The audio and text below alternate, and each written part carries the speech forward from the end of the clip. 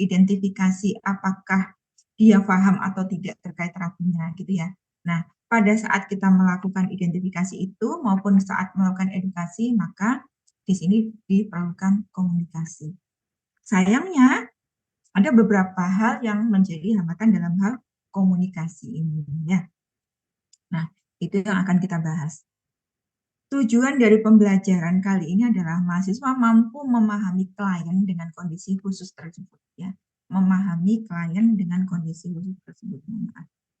Nah, setelah itu mahasiswa diharapkan mampu mensimulasikan.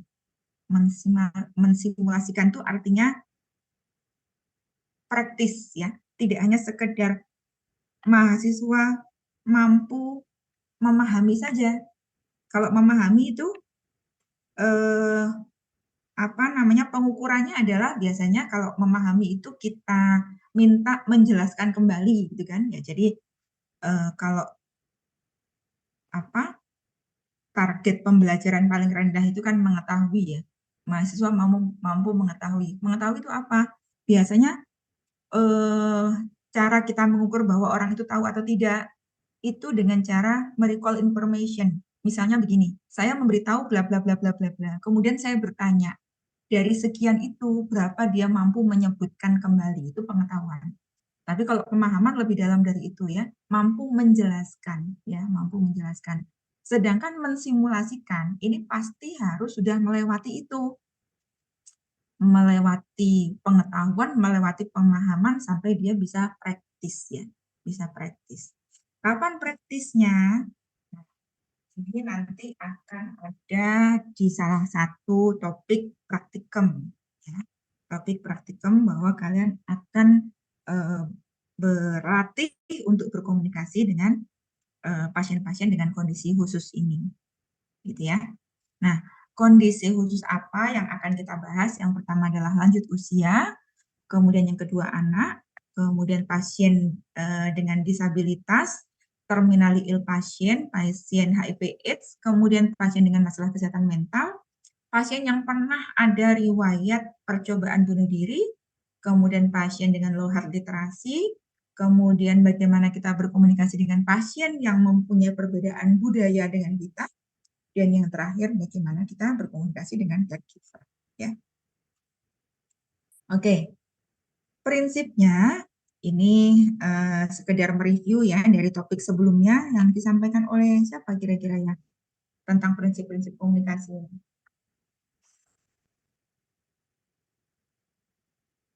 Topiknya siapa?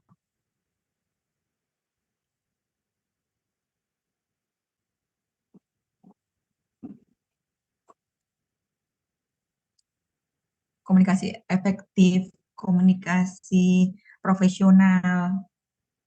Topik siapa?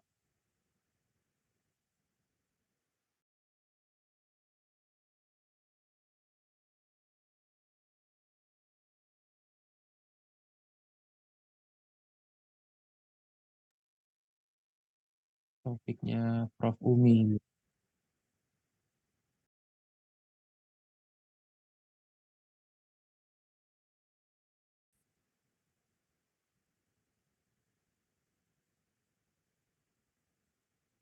Topiknya Prof. Umi ya.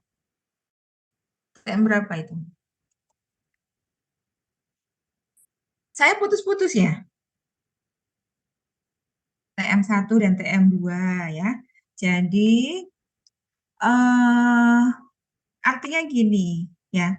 Pada saat kita berkomunikasi dengan seseorang itu kita perlu sensitif ya dengan siapa kita berkomunikasi, kemudian sensitif terhadap responnya, gesturnya seperti apa ya.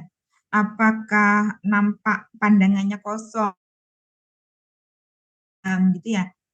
Nah, jadi bahkan pada saat kita berkomunikasi dengan teman-teman yang tidak mempunyai kondisi khusus pun kan tidak semua orang itu bisa diperlakukan sama. Kadang-kadang kita punya teman yang baperan gitu ya. Kadang-kadang kita punya teman yang sangat cepat ceplos gitu ya. Bisa jadi kita perlakukan kita berbeda. Nah, pasien ini mereka mempunyai hak yang sama dalam hal pelayanan kesehatan. Tetapi memang ada hal-hal tertentu yang menyebabkan perlakuannya ada sedikit berbeda karena mereka mempunyai masalah hambatan yang berbeda.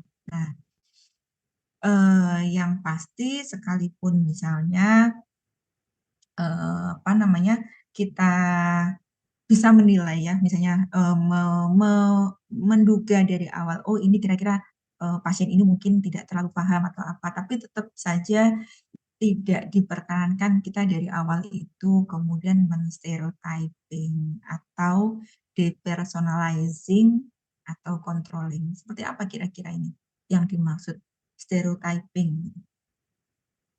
Misalnya di Surabaya ya, eee, wilayah Surabaya Barat dan Timur ini kan ada kekhasannya warganya ya. Nah, kalau kita praktek misalnya di Surabaya Timur misalnya, kemudian, "Ah, ini paling orangnya begini," gitu ya, "paling orangnya gini, nggak seberapa ngerti," atau begini atau begitu, atau konsepnya tentang sehat dan sakit itu tidak bagus atau apa gitu. Atau ya itu tadi meng-underestimate ya, ini lansia pasti dia nggak paham, pasti pikun ya, pasti nggak denger ya, pasti, sulit dijelaskan dan seterusnya ya. Kemudian tidak diperkenankan kita juga melakukan controlling, apa itu kira-kira? Jadi memposisikan diri lebih tinggi, dominan.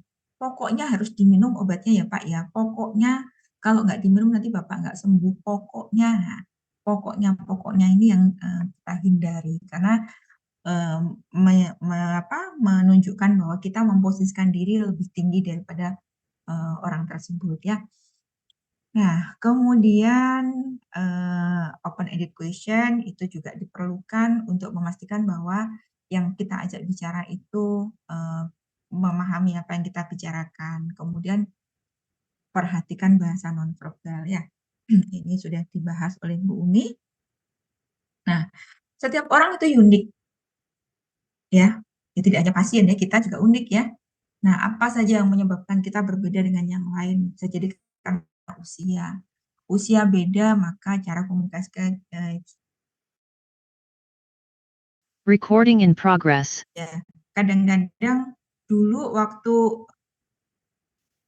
waktu masih muda gitu ya, baperan gitu, lama-kelamaan menjadi lebih nyantai gitu ya, dan seterusnya. Bisa jadi gender beda itu juga bisa jadi menyebabkan, berbeda dengan yang lain. Laki-laki dan perempuan, tipikalnya, eee, perempuan itu seperti apa misalnya ya,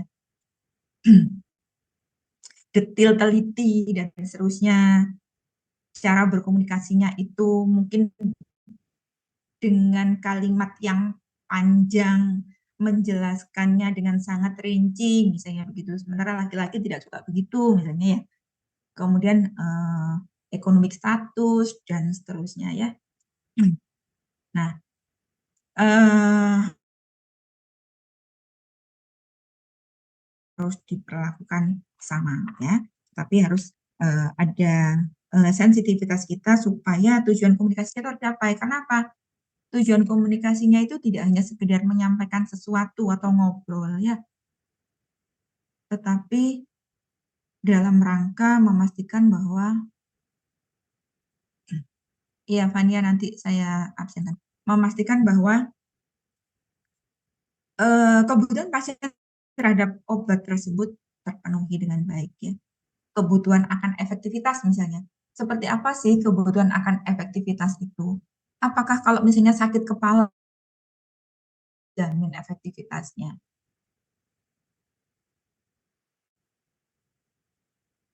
Ya, tidak cukup hanya itu ya sebenarnya. Misalnya, pertama, dipastikan bahwa pasien ini tidak mempunyai kondisi yang kontraindikasi dengan penggunaan parasetamol. Dipastikan bahwa pasien ini tidak mempunyai obat lain yang berinteraksi dengan parasetamol.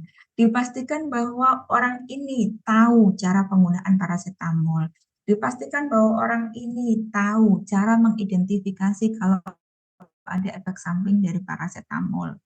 Ya, dipastikan bahwa dia tahu caranya mengukur parasetamol misalnya, sirup gitu ya, caranya mengukur.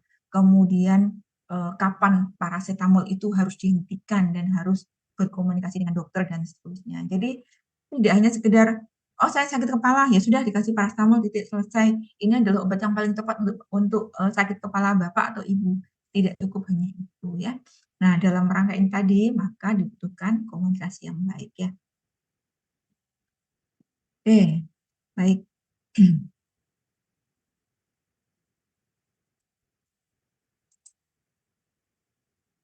Oke. Seperti yang saya sampaikan tadi bahwa sebenarnya kita tuh selalu berkomunikasi, bahkan pada saat kita diam, ya. Jadi, Anda diam gitu ya, saya tanya nggak merespon, itu pasti saya akan bertanya-tanya, "Ini kenapa ya? Apa masih ada orangnya di situ?" Ya. Ya, di kelas pun seperti itu. Kalau misalnya saya berbicara, kemudian Anda melihat, memandang, memperhatikan gitu, itu adalah respon yang juga saya tangkap itu sebagai, "Oh, anak ini memperhatikan," ya. Anak ini, memperhatikan, anak ini menyimak, ya. Tapi kalau pandangannya kosong, diem gitu, atau gelisah, wah gelisah ini kenapa? Jangan-jangan, belum mengerjakan laporan praktikum untuk praktikum berikutnya gitu, atau jangan-jangan dia, eee, menahan mau BAB gitu, atau jangan-jangan laper atau apa gitu ya. Jadi, sebenarnya kita selalu berkomunikasi dalam berbagai kondisi. Nah, eee komunikasi yang pesannya ini adalah merupakan pesan yang menjamin misalnya keberhasilan terapi pasien, untuk meningkatkan kualitas hidup pasien, ini kan sebuah pesan yang penting ya, yang sebenarnya kita itu disumpah untuk melaksanakan itu ya. Jadi nanti Anda setelah lulus, S1 akan lanjut ke pendidikan profesi, kemudian pada saat lulus profesi ya, sebelum, terjun ke masyarakat akan ada namanya sumpah profesi atau sumpah apoteker.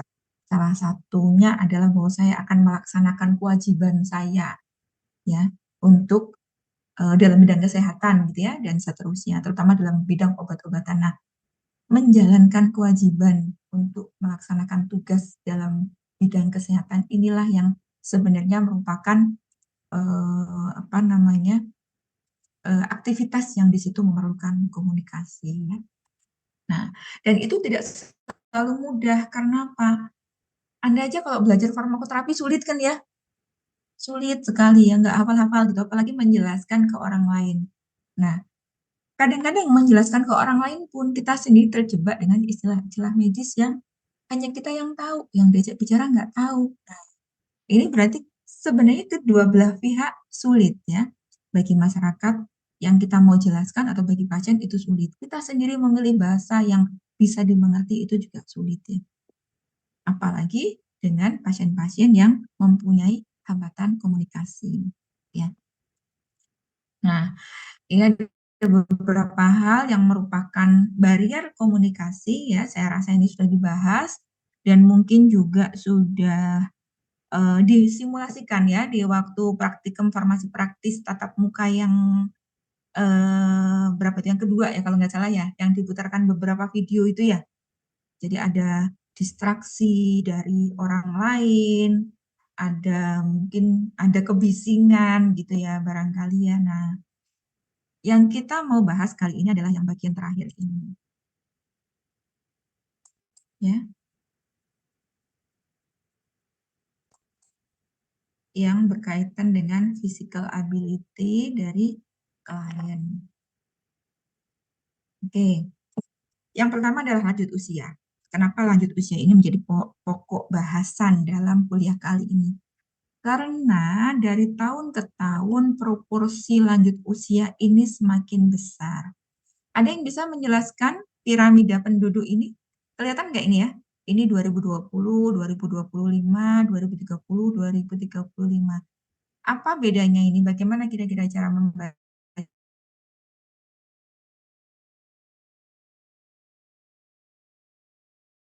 Anastasia?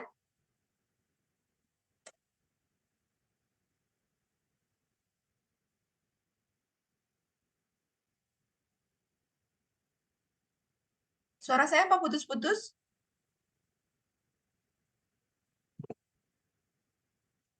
Siapa yang bisa menjawab?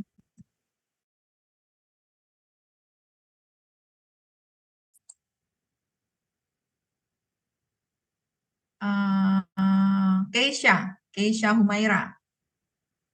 Iya, Bu. Apa beda dari 4 piramida ini? Bagaimana cara Yang membacanya? untuk usia dua untuk usia 75 ke atas itu dari tahun ke tahun tambah banyak jumlah orangnya, jumlah jiwanya. Sedangkan untuk usia Oke, 0 sampai 4 tahun itu jumlah jiwanya dari tahun ke tahun semakin berkurang. oke, ya, betul ya. Jadi dulu yang namanya piramida itu bentuknya ya seperti piramid ya, eh, apa segitiga gini ya. Nah, tetapi makin lama ternyata nggak begitu lama-lama bentuknya menjadi seperti gentong ya. Artinya apa? Kalau dari sini ya dilihat semakin ke bawah ini semakin mengecil ya. Makin lama mungkin makin mengecil gini. Ini menunjukkan bahwa angka kelahiran semakin turun ya dari tahun ke tahun. Sedangkan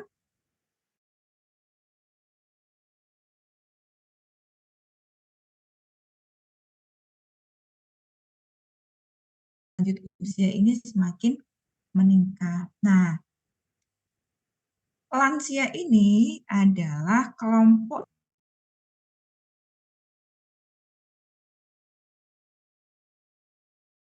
gangguan fisik yang disebabkan karena penuaan, pegel-pegel ya.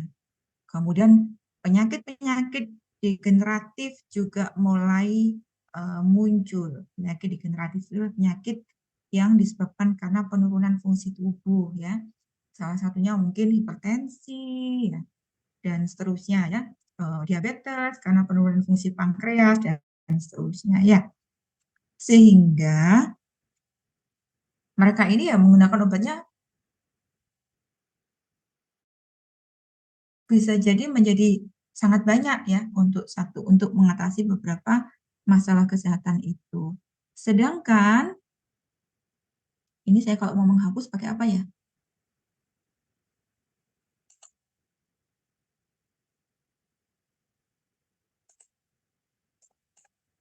Oh, sedangkan ada perubahan fungsi fisiologis ya, fungsi dari lansia itu yang menyebabkan keamanan penggunaan obatnya menjadi harus diperhatikan. Ya, apa saja itu kira-kira? Jadi semakin tua, proporsi cairan tubuh menjadi semakin berkurang.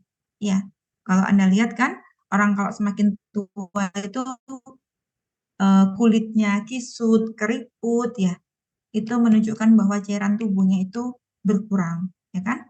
Kemudian begitu juga fungsi-fungsi yang lain, ya.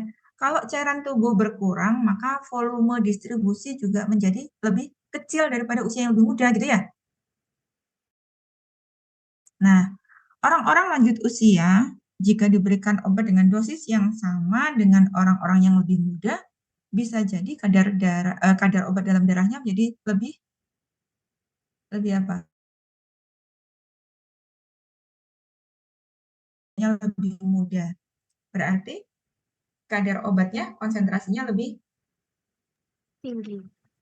lebih tinggi ya. Nah, dari sisi volume cairan tubuh saja sudah ada kemungkinan peningkatan kadar obat dalam darah. Belum lagi yang berkaitan dengan farmakokinetika obat ya. Pernah lihat grafik seperti ini yang berkaitan dengan ADME ya. Jadi ini biasanya ada garis, ini adalah minimal effective concentration, yang di atas ini adalah apa maksimal efek toksik ya. Nah, harusnya obat itu kan bekerja dengan baik kalau dia sudah melewati minimal effective concentration gitu ya. Dan dia akan berada pada rentang yang aman. Harapannya begitu. Tetapi pada orang-orang yang sudah berusia lanjut bisa jadi fungsi hatinya berkurang ya. Sedangkan banyak obat akan dimetabolisme di hati. Pada saat fungsi hati menurun, maka bisa jadi metabolisme obat menjadi melambat. Begitupun ekskresinya ya. Jadi bisa jadi fungsi ginjal juga menurun sehingga ekskresi akan juga melambat. Nah, kalau metabolisme lambat, ekskresi melambat, maka eliminasinya ini juga akan melambat sehingga grafik ini tidak seperti ini tapi bisa jadi lebih landai seperti ini ya, lebih landai. Nah, kalau misalnya ini digunakan berulang, misalnya harusnya sehari 3 kali gitu ya. Normalnya obat ini akan grafik ini akan bentuknya gini gitu ya, misalnya ya. Tapi karena eliminasinya itu melambat, maka lambat laun bisa jadi dia makin lama makin naik. Makin lama makin naik ya. Sehingga dia melampaui kadar amannya ya. Nah, kalau terjadi adalah efek toksik ya. Efek terjadi toksisitas ya, reaksi yang tidak diinginkan dari obat tersebut ya. Bentar. Sepertinya kok sulit ya kalau saya coret-coret di situ ya. Saya harus menghapus satu persatu ya.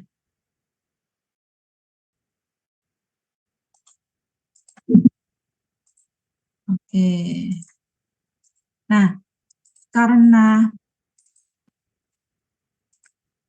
itu maka ada banyak hal yang harus disampaikan pada saat lansia itu menerima obat ya.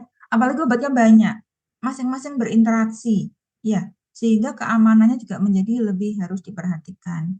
Sayangnya ada banyak sekali hambatan untuk berkomunikasi dengan lanjut usia yang juga disebabkan karena penuaan ya. Jadi menggunakan obat lebih banyak dari usia yang lebih muda, kemudian pada dosis yang sama, keamanan obat itu juga harus diwaspadai ya, sekalipun dosisnya ya sama dengan dosis orang yang lebih muda, tapi itu tadi, perubahan fisiologisnya menyebabkan obat itu bisa jadi mempunyai efek yang berbeda, ya. Belum lagi misalnya ada, sensitivitasnya juga berubah ya, farmakodinamiknya. Kadang-kadang semasa masih muda tidak alergi, pada saat, sudah menjadi lansia menjadi alergi dan seterusnya. Kemudian obatnya banyak, ada kemungkinan interaksi obat, kemudian, kadang-kadang mereka juga melakukan halo? Ada yang mau bertanya mungkin? Kadang-kadang mereka juga melakukan famedikasi atau mengunjungi layanan kesehatan yang berbeda-beda. Sakit gigi ke dokter gigi, sakit mata ke dokter mata, hipertensinya ke ke internis ya, kemudian diabetes juga mungkin ke internis, tapi internis yang lain gitu misalnya ya. Nah, akan ada potensi duplikasi terapi, kemudian interaksi obat dan seterusnya ya. Nah, tetapi komunikasinya mungkin sulit ya. Kita coba lihat satu video, kalau tidak kedengeran nanti saya di chat ya. Bentar.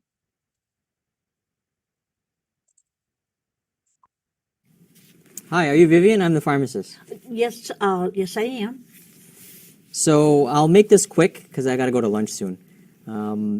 Is your name is Vivian Breyer and your date of birth is 2/10/1946? That's right.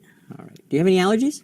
I believe when I had my wisdom teeth out, they gave me codeine, and I believe I remember I had stomach upset and I didn't feel well at all. Oh, that's not an allergy. Well, I was told it was an allergy. Yeah. Did the doctor tell you what this medication's for? No, I'm guessing it's for blood pressure. Yeah, it's blood pressure. It's lisinopril 10 milligrams. Take it once a day. You're going to be on it for a while. Did he tell you what to expect? Well, he did give me an appointment, a follow-up appointment in 2 months. Is that what you're looking for? So you might get a little cough, dry cough with this. You also might get angioedema, which is really bad. You should call 911 if that happens. Okay. You have any other questions for me? Not at this time. All right. Well, here's your pills. We'll see you later. Oke, baik. Nanti saya akan meminta komentar terhadap video ini ya, setelah kita melihat video yang kedua ya. Nah, kita kembali ke lansia ya. Lansia di Indonesia ini dilindungi oleh Undang-Undang Nomor 13 ya tentang cederaan lanjut usia. Di antaranya di situ disebutkan bahwa lanjut usia berhak untuk mendapatkan layanan apapun termasuk layanan kesehatan ya. Dan ada ada penalti pada saat lansia tersebut tidak mendapatkan layanan ya. Nah, kemudian apa saja sih hambatan berkomunikasi dengan lanjut usia? Yang pertama,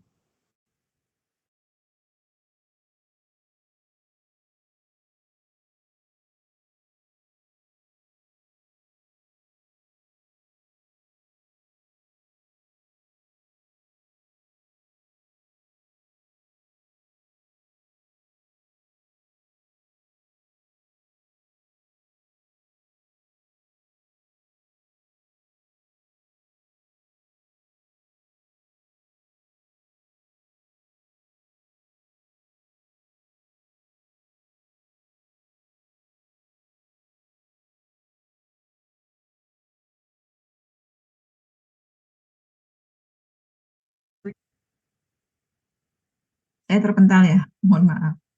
Sampai mana tadi?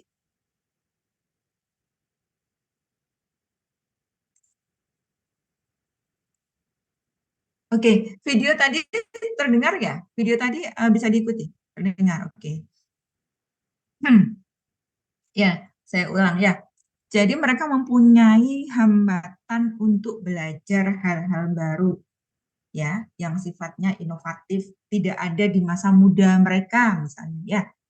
Jadi mungkin Anda yang pernah mengajari kakek neneknya menggunakan WhatsApp gitu, bagaimana sulitnya gitu, padahal sesimpel itu WhatsApp gitu ya. Apalagi aplikasi yang lain misalnya. Ada yang pernah berhasil ngajari kakek neneknya yang kira-kira sekarang usianya sudah 60 tahun ke atas untuk pesan makanan di GrabFood misalnya. Kalau ada yang berhasil itu luar biasa ya. Karena saya nggak berhasil. Saya lebih baik memesankan dari saya disuruh ngajari untuk memesan gitu. Ya. Jadi untuk mempelajari hal-hal baru. Nah, apa yang dimaksud dengan hal-hal baru dalam hal ini? Pada saat seseorang itu misalnya pada saat mudanya belum terdiagnosa sakit sesuatu ya, belum ada kewajiban atau keharusan untuk menggunakan obat. Kemudian tiba-tiba harus menggunakan obat. Obatnya menggunakan device insulin misalnya, ya. Itu sulit memahamkan ya bahwa bapak, kakek atau nenek ini membutuhkan obat. Obatnya harus disuntikkan sendiri sehari sekian kali, cara mengukur dosisnya seperti apa, ya, dan seterusnya. Bahkan cara mengganti jarumnya seperti apa, ya, itu mungkin sesuatu hal yang sulit, ya. Sehingga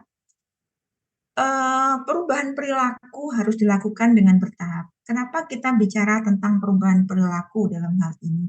Apa sih yang dimaksud dengan perubahan perilaku dalam hal penggunaan obat ini? Apa yang dimaksud perubahan perilaku? Perilaku penggunaan obat.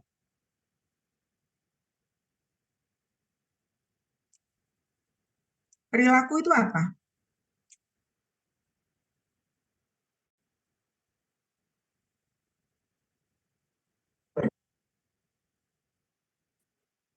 Yang dilakukan oleh pasien terus-menerus ya, perilaku. Kalau misalnya kita melakukan sesuatu ya, hanya sekali aja, itu bisa disebut sebagai tindakan atau atau action, ya. Tapi kalau itu dilakukan terus-menerus, itu kita sebut sebagai perilaku. Jadi misalnya kita barusan datang dari pengajian nih, misalnya yang muslim ya, datang dari pengajian, kemudian diingatkan tentang sholat, diingatkan tentang puasa, kemudian sampai rumah kita sholat. Ya. Sebelumnya mungkin belum ada kesadaran gitu ya. Kemudian begitu datang dari pengajian, diingatkan tentang ini itu, kemudian kita sholat. Nah, itu masih action, ya, masih tindakan satu kali.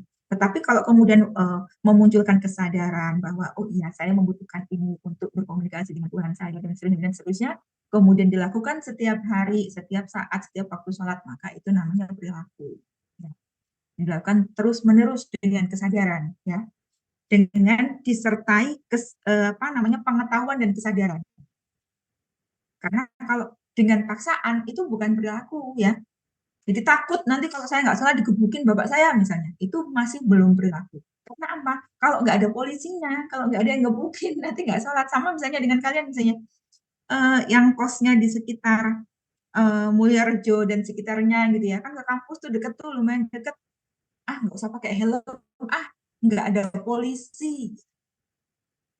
Ya, ada nggak yang kayak gitu? Terus tiba-tiba ada polisi itu di pojokan di lampu merah itu. Saya pakai helm saya karena ada polisi, itu belum berlaku. Tapi kalau disertai dengan pengetahuan ya bahwa helm ini fungsinya adalah untuk kemudian ada kesadaran di situ. Iya, ini kepentingannya untuk saya sendiri, bukan untuk polisi. Nah, kemudian dimanapun berada, baik jarak pendek maupun jarak jauh, selalu menggunakan helm itu baru masuk perilaku. Ya, ini juga begitu. Perilaku penggunaan obat atau kita sebut sebagai kepatuhan penggunaan obat.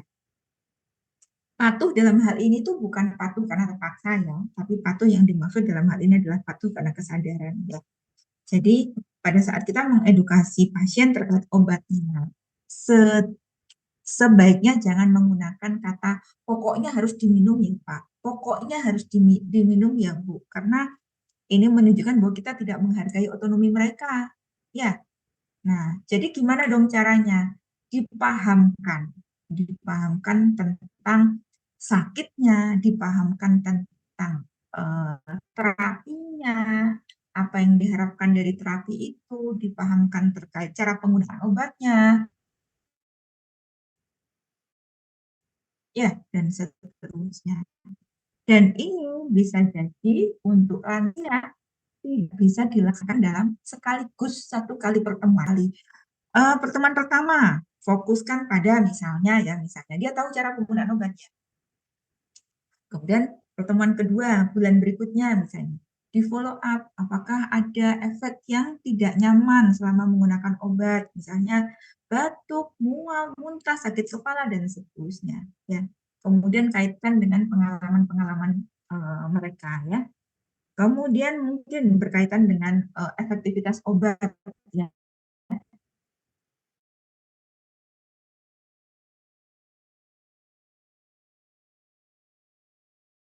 Baik-baik saja, tidak sakit.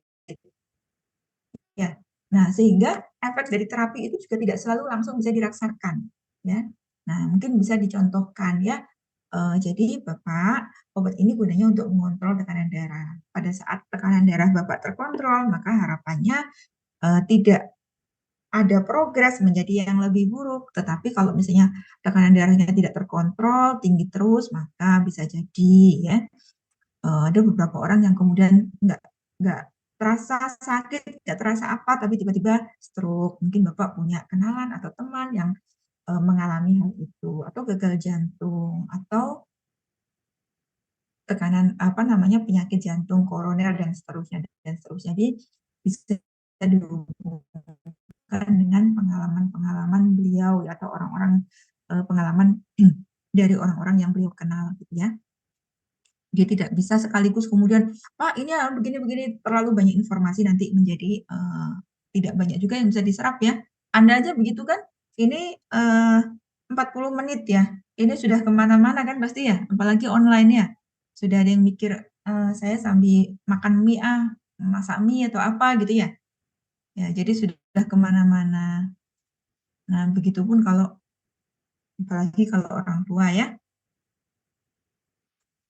Baik. Berikutnya, selain kemampuan belajar yang menurun, yang kedua adalah kemampuan melihatnya juga menurun, ya, kemampuan melihatnya juga menurun. Nah,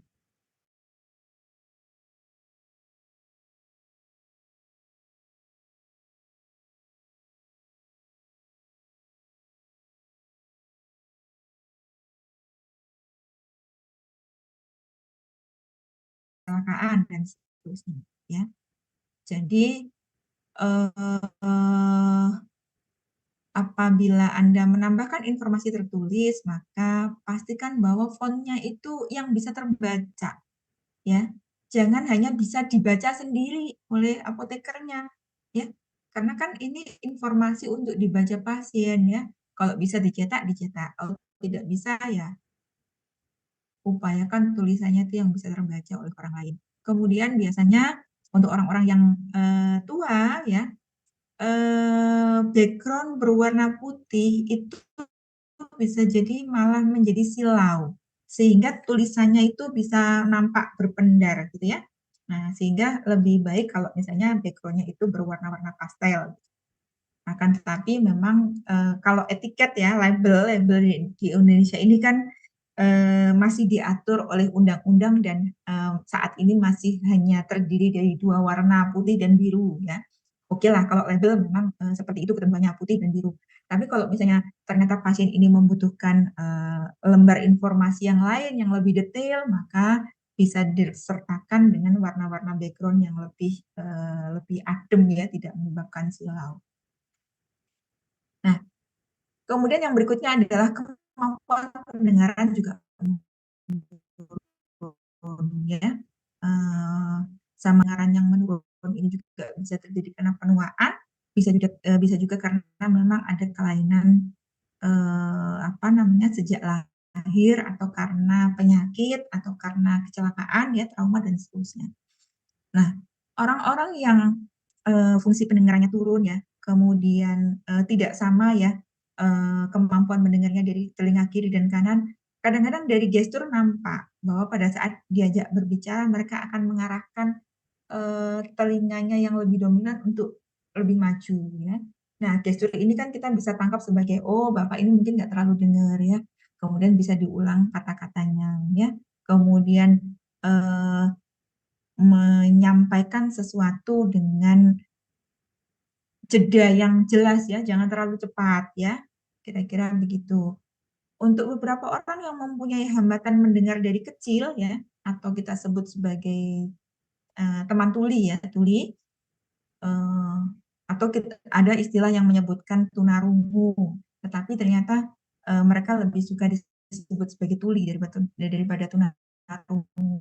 Nah, kalau yang seperti ini, ada beberapa yang mempunyai kemampuan untuk membaca gerak bibir, ya, membaca gerak bibir. Nah, kalau misalnya kita mendapati pasiennya seperti ini, maka upayakan berbicara pada penerangan yang cukup, kemudian berhadap-hadapan dengan gerakan bibir yang tegas, gitu ya. Kemudian jangan berdengung, ya, gremeng, kalau bahasa Jawanya gremeng, gitu ya. Kemudian ekspresi wajah juga diperlukan untuk mendukung apa yang kita mau sampaikan. Ya, kemudian sebisa mungkin kita berada pada posisi kepala yang sama tinggi ya dengan yang kita ajak bicara ya, dan jangan berteriak ya. Orang kalau berteriak itu sekalipun yang diajak bicara mungkin nggak dengar ya, mungkin nggak dengar. Tapi orang berteriak itu kelihatan dari ekspresi mukanya, ya kan? Otot-otot mukanya atau otot wajahnya menegang gitu ya. Nah, yang seperti ini justru bisa jadi malah menyinggung ya. Nah, eh tadi yang berkaitan dengan bagaimana kita mengedukasi atau berbicara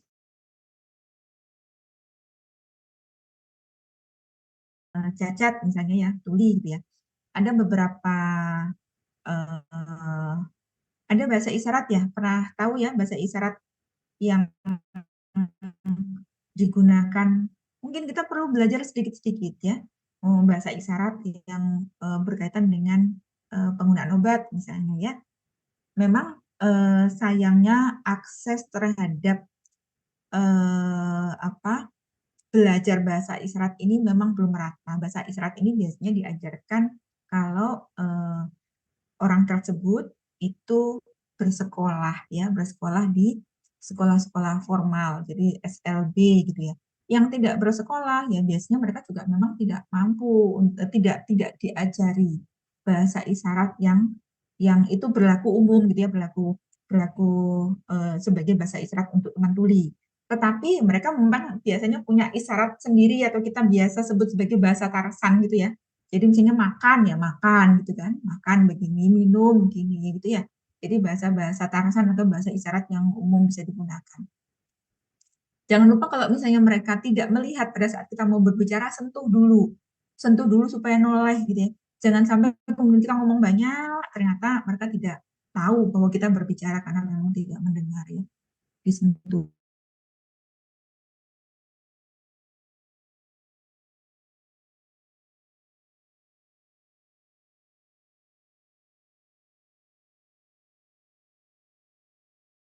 Ya, orang tuli itu biasanya bisu ya. Bisu itu artinya tidak bisa berbicara, tetapi bukan karena organ bicaranya yang bermasalah. Pada dasarnya biasanya mereka organ bicaranya itu lengkap, normal saja, tapi mereka tidak mampu mengucapkan kata-kata dengan benar karena tidak mampu mendengar. Ya, kita itu belajar berbicara itu kan dari mendengar ya, betul ya?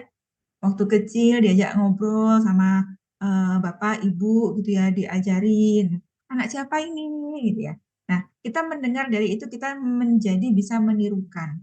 Nah, pada saat dia mempunyai gangguan pendengaran, tidak bisa mendengar dengan lengkap, yang mereka lihat adalah gerakan bibir.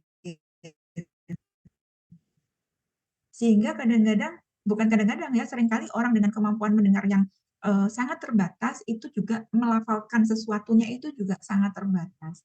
Karena yang mereka lihat adalah gerakan bibir. Sedangkan kalau kita berbicara itu kan ada gerakan dari misalnya eh, rongga leher ya, ada gerakan lidah, ada lidah yang menyentuh langit-langit, ada lidah yang menyentuh gigi bagian atas, ada lidah yang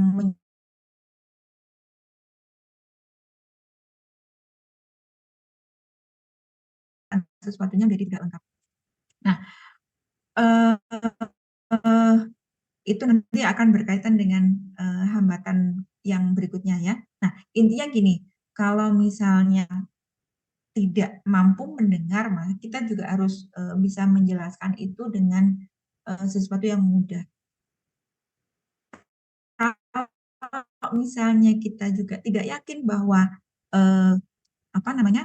bahasa gerak bibir kita itu akan mudah dipahami, karena kan agak sulit ya. Kita bilang mata, kaca, kadang-kadang kan nampaknya dari luar ini gerakan bibir ini sama.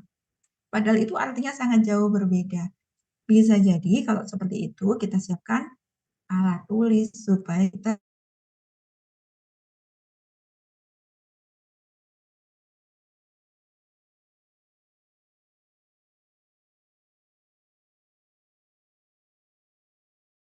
ya ini. Jadi bisa jadi hambatan berbicara itu disebabkan karena dia hambatan untuk mendengar, bisa jadi karena tadi ya karena penuaan, misalnya apa? Sudah tua giginya, misalnya giginya itu sudah rontok gitu ya, sudah nggak ada gigi. Nah, pernah dengar nggak orang-orang sepuh yang seperti itu kemudian melafalkan sesuatunya itu menjadi juga tidak utuh ya, karena huruf yang keluar itu ada gerakan misalnya dari lidah dengan gigi atas, lidah dengan gigi bawah. Pada saat gigi itu sudah nggak ada, maka bisa jadi ada kalimat yang berbeda atau tidak jelas ya. Nah, yang seperti ini bisa jadi mereka akan malu berbicara, kemudian menahan diri untuk memberikan informasi atau menahan diri untuk berkomunikasi dan seterusnya. Maka bisa jadi kita siapkan alat tulis di area layanan supaya kita tetap bisa berkomunikasi. Ya.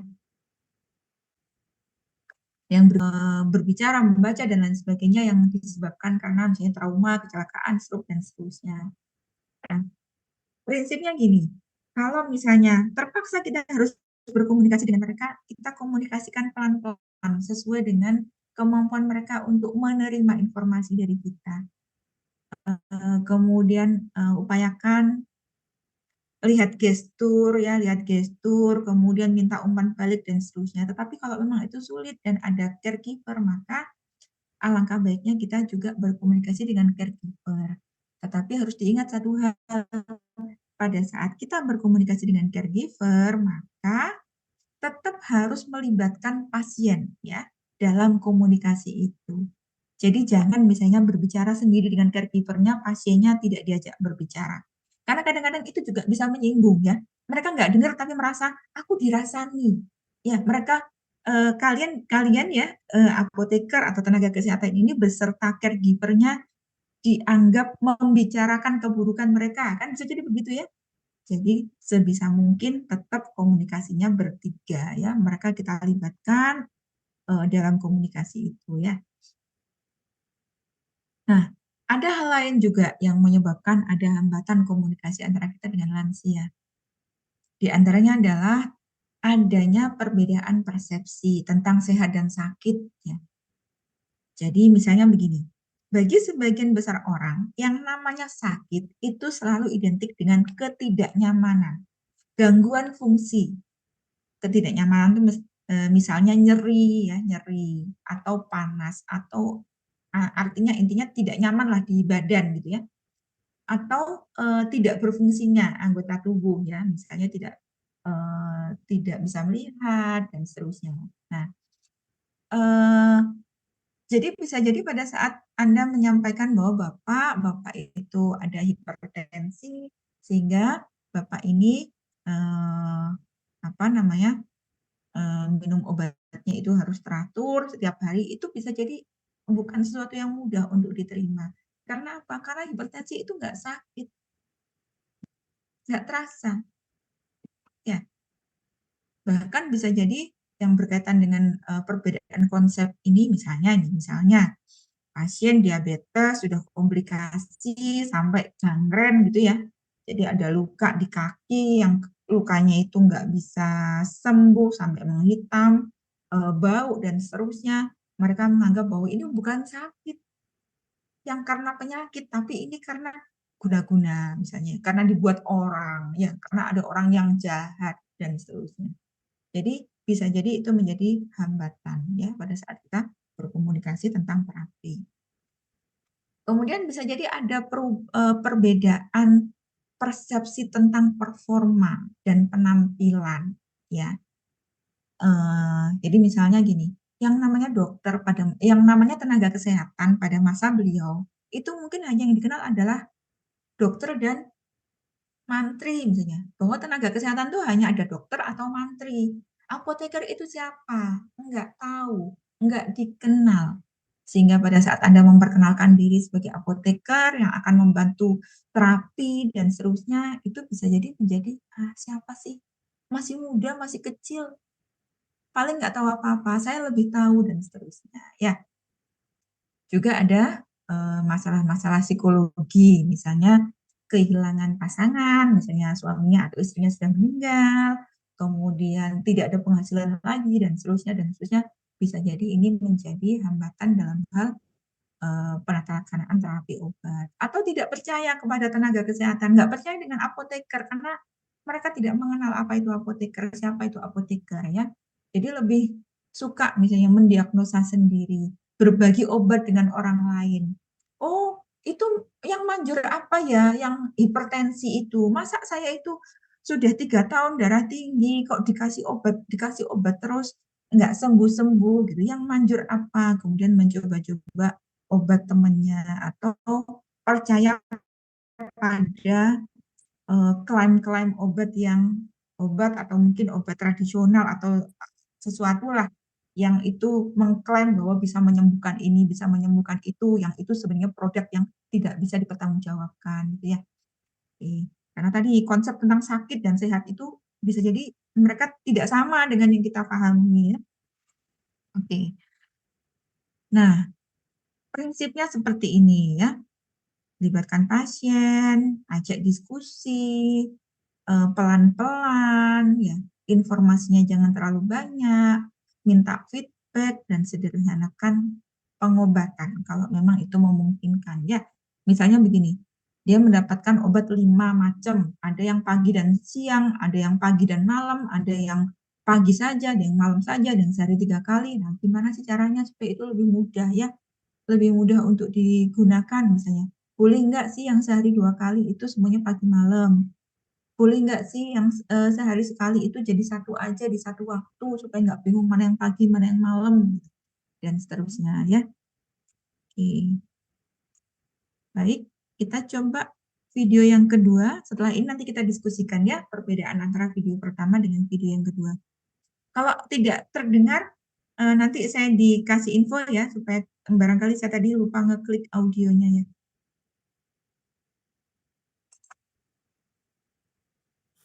Hi, Mrs. Breyer. I'm Dr. Cal Desai, the pharmacist. How are you today? I'm fine. You can call me Vivian. Okay. I just came from the doctor's appointment, and he gave me a new prescription, a new medication, and I feel a little uncomfortable or overwhelmed as to how I should take it. That's something I can help you with today. Okay, good. I first need to collect some information from you. What is your date of birth and your address? My date of birth is February 10th, 1946, and my address is 3312 Main Street here in Buffalo. Okay. Before we get started, what medication allergies do you have?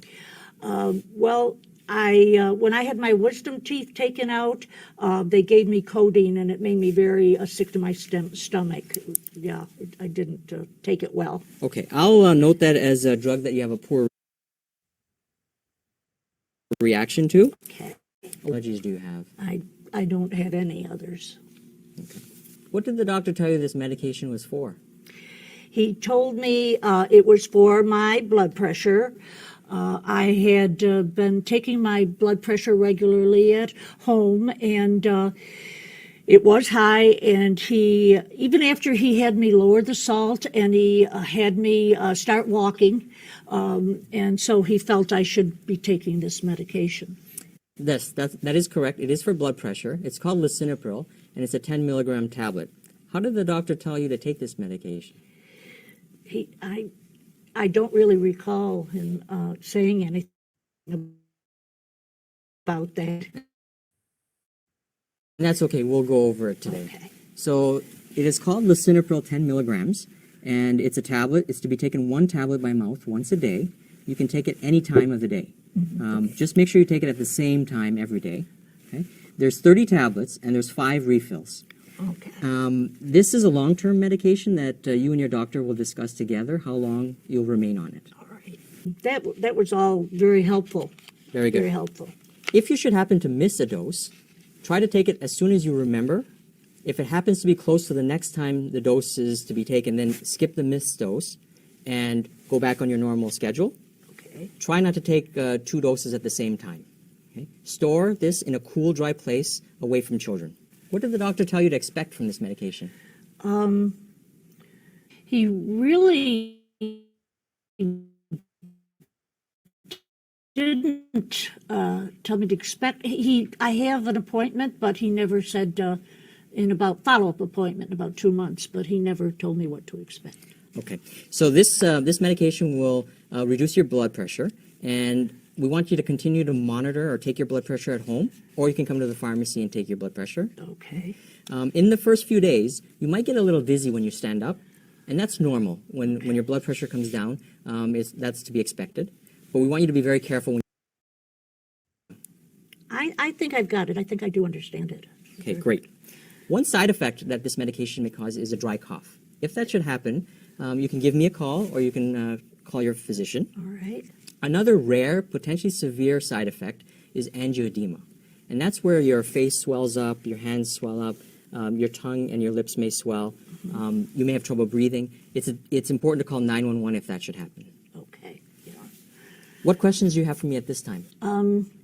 Just wonder, do I take it with food or without food? How does it work? So this medication you can take with or without food. It's important to Okay. take it once a day at the same time every day, Okay. and try not to miss any doses. Just so that I can make sure I covered everything, and to make sure that I've not forgotten anything. May you repeat back how you're going to be taking this medication and what you can expect from this medication? Okay. Thank heavens it tells me. Let's see, I could take 1 tablet a day by mouth once a day. I may get a little dizzy, and I should be careful sitting up. I could get a cough, a dry cough, and if I get that, then I should call you. If my face swells, my hands swell, and my tongue, and if that should happen, I should call 911 at once. Great. You're all set then. Make sure you make the follow-up appointment to your physician so that he can make sure the medication is working well for you. Okay, very good. If you have any concerns in the meantime, feel free to call me anytime. I'm also going to give you a patient education that you can look at whenever you have some time. Okay, thank you very much. Thank you very much and have a great day. Bye.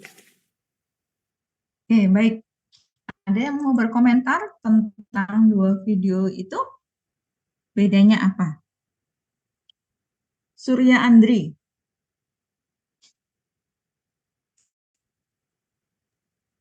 Di video pertama itu apotekernya lebih judes sih, Bu. Dan yang di video kedua itu apotekernya lebih informatif, lebih sabar menghadapi lansia tadi gitu.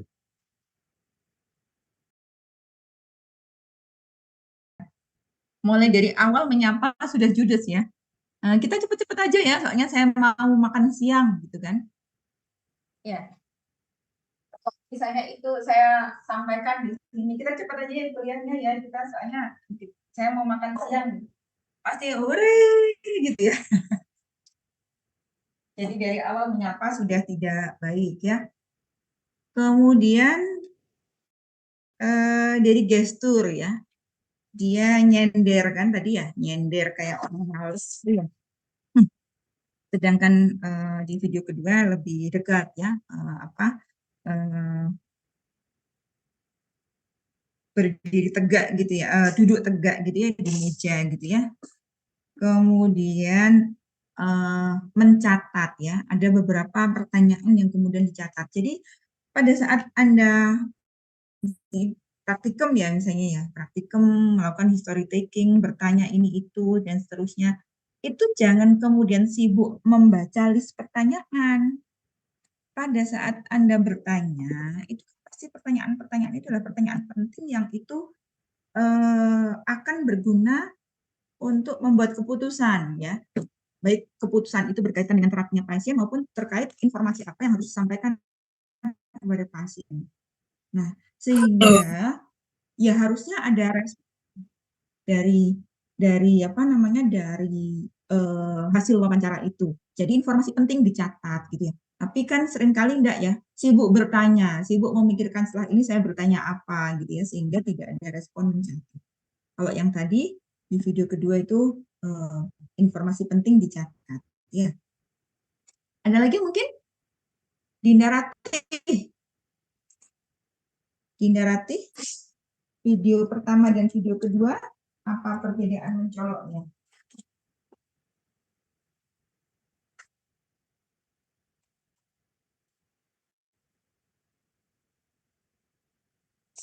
Apa Dinda?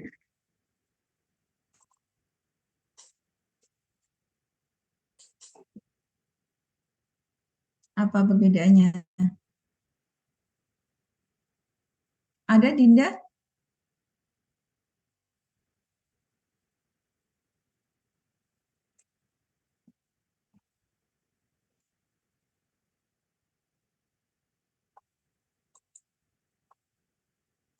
Tadi ada?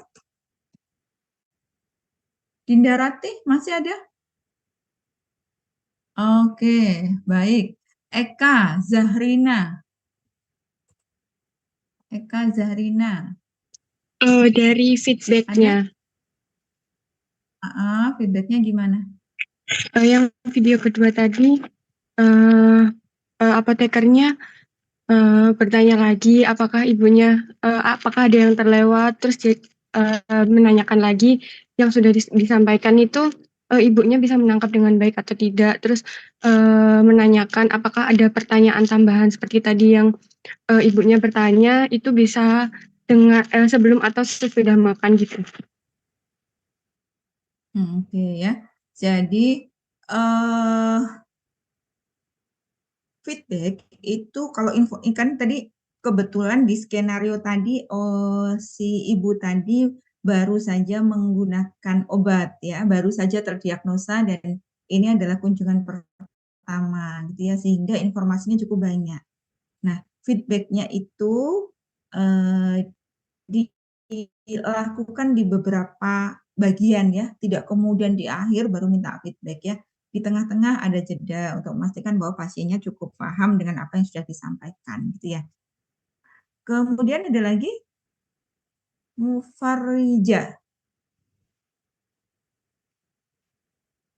Tadi pas menjelaskan obatnya itu yang di video kedua itu sambil dijelaskan gitu, sambil ditunjukkan obatnya dan dijelaskan cara Oke. penggunaannya.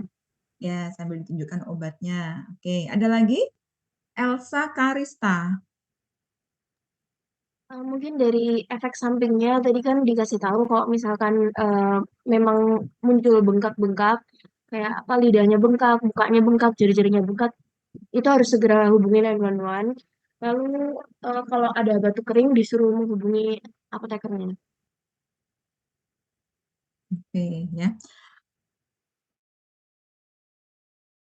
Ya, dari segi gestur, dari sisi cara merespon pada saat yang video pertama, ibu ada alergi gitu ya. Kemudian ibunya mencoba menjelaskan bahwa saya ada gangguan saluran cerna karena begini begini, itu bukan alergi gitu ya. Kalau begitu kan gimana kira-kira?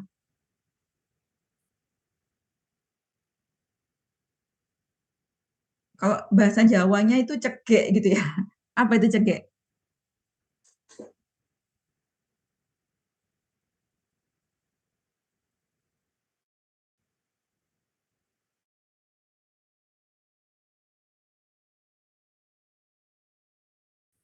Ya. Oke, jadi informasinya pendek-pendek, kemudian ada gestur dia melihat jam tangan, ya kan? Melihat jam tangan tuh menandakan bahwa dia buru-buru gitu, nggak mau lama-lama gitu ya. Kalau kita bicara dengan orang, kemudian orangnya itu bolak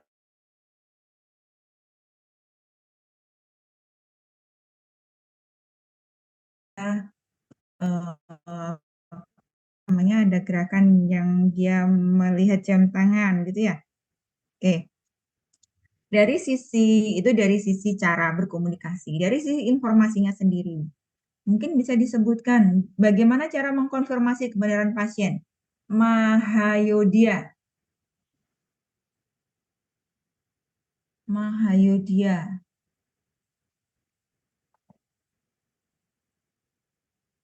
Cara mengkonfirmasi kebenaran pasien.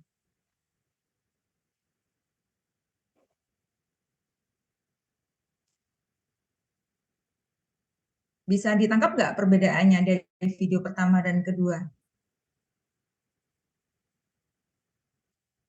Jadi gini, ini coba kan ya. Kalau kita berada di layanan kesehatan ya, kemudian resepnya itu sudah jalan sendiri tuh, misalnya dengan menggunakan e-prescribing gitu ya. Kan resep itu jalan dulu menuju ke tempat layanan farmasinya, disiapkan obatnya, baru mungkin orangnya baru tiba di situ gitu kan. Nah, bagaimana Anda tahu bahwa resep ini atau obat ini adalah untuk orang yang itu gitu. Apalagi mungkin ada beberapa nama yang itu adalah nama apa istilahnya, nama pasaran gitu misalnya ya. Di sini ada siapa? Ada Dinda. Dinda tuh banyak ya. Kemudian Zahra juga banyak. Ya, ya. Nah, gimana caranya memastikan bahwa obat ini adalah untuk Dinda yang itu misalnya? Atau obat ini adalah untuk Zahra yang itu gitu. Bagaimana tadi memastikan bahwa obat ini adalah untuk Vivian yang ini gitu. Kalau yang di pertama seperti apa? apotekernya yang menyebut. Anda Vivian siapa tadi? Vivian Bryan ya, yang tinggal di bla bla bla bla bla bla gitu ya. Sementara Izin menjawab Bu, untuk yang di kedua itu apotekernya minta pasiennya untuk menyebutkan nama, alamat, dan lain-lainnya. oke ya. Jadi itu ya yang betul seperti itu. Karena apa? Mungkin ini tampak ribet, tapi ini adalah prosedur yang di situ dimaksudkan untuk menjamin kebenaran pasien ya. Kaitannya dengan pasien safety. Ya, kalau dia minum bukan obatnya kan nggak safe jadinya ya. Ya, ya. Jadi kaitannya dengan pasien safety. Yang pertama, apotekernya yang menyebut. Ya, jadi ini Vivian yang bla bla bla bla bla bla. Viviannya cuma bilang, oh iya, titik. Gitu. Nah, di layanan kita bisa aja menemukan yang seperti ini ada banyak ya. Nah, pasien itu kadang-kadang gini, dia misalnya di rumah sakit nih, loketnya sudah ngantrinya panjang, ya sudah datang subuh di loket pendaftaran itu ngantri panjang. Di tempat kliniknya, misalnya di klinik jantungnya gitu, itu juga sudah ngantri panjang. Kemudian di farmasinya juga ngantri panjang. Dari pagi berangkat jam 6 pagi sampai jam 2 belum selesai. Sudah capek, lapar ya, belum lagi kepikiran di rumah itu nanti makan siangnya belum disiapin, bla bla bla bla ini itu. Kalau ditanya seperti itu, bisa aja dijawab iya, iya, iya, iya, padahal tidak. Iya, iyanya tuh seperti apa? Supaya cepat aja ya sudah, iya, iya, iya, pokoknya iya, biar cepat gitu ya. Mereka tidak sadar bahwa jawaban yang salah itu, respon yang salah itu ada sangat berbahaya terhadap keselamatan mereka sendiri ya. Nah, tapi kalau yang di video yang kedua tadi diminta pasiennya yang menyebut dan memang prosedur seharusnya adalah seperti itu.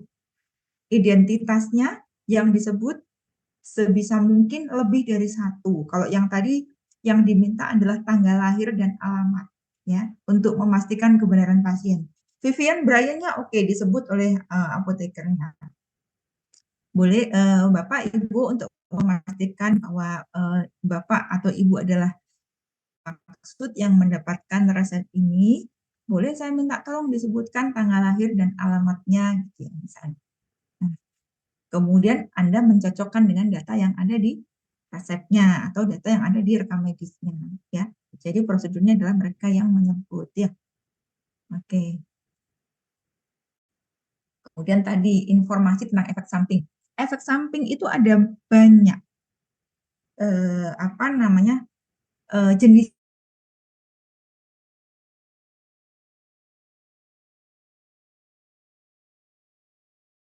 sendiri, mengenali dan mengatasi sendiri.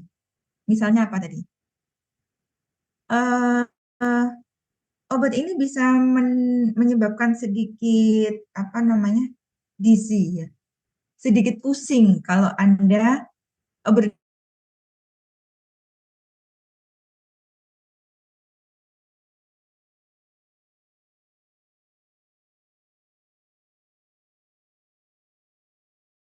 tidur ke bangun ke duduk pelan-pelan, dari duduk ke berdiri pelan-pelan atau pegangan gitu ya. Jadi hati-hati.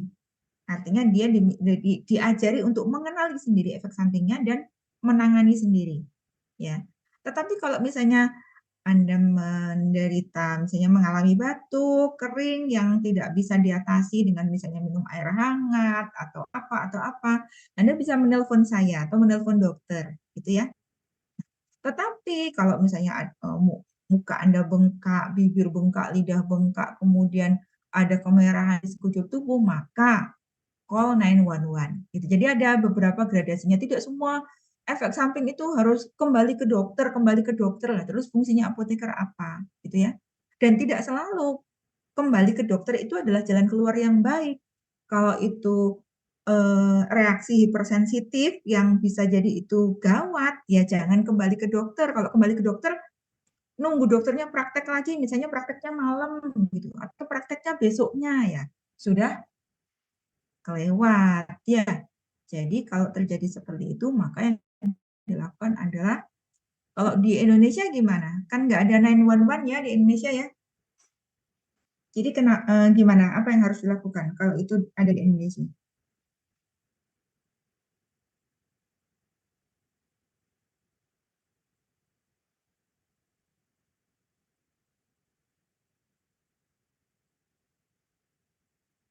Ya, ke IGD ya, ke IGD atau ke UGD ya.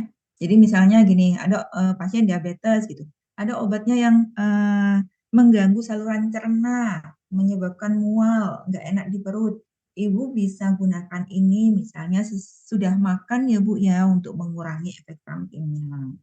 Ya, tapi kalau misalnya ibu tiba-tiba badannya berkeringat, dingin, kemudian gemetar, kayak mau jatuh gitu ya, maka yang harus dilakukan adalah segera minum air gula. Segera minum air gula, bukan permen gula ya.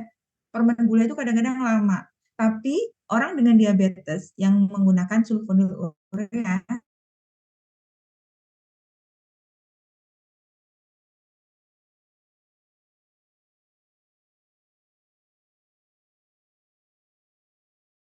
di rumah ya akan lebih cepat kalau itu air gula gitu ya, yang manis.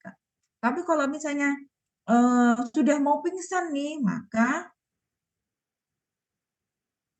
kalau mau pingsan gitu disuruh minum ya sudah sulit ya, nanti malah kesedak sehingga harus ke IGD terdekat gitu ya. Jangan kembali ke dokter, apa-apa kembali ke dokter ya. Nanti bisa jadi malah terlambat ya. Oke. Ya. Kira-kira di situ. Sampai sini ada pertanyaan? Oke. Kemudian masih dengan video tadi terkait feedback ya. Ada beberapa tahapan ya. Nah, ada juga yang pertanyaannya pertanyaan terbuka seperti ini. Ibu mempunyai pertanyaan apa untuk saya? Ibu mempunyai pertanyaan apa untuk saya? Dibandingkan dengan video yang pertama. Ada pertanyaan lagi? Ada pertanyaan lagi? Kalau seperti itu jawabannya apa? Itu yes, no question ya.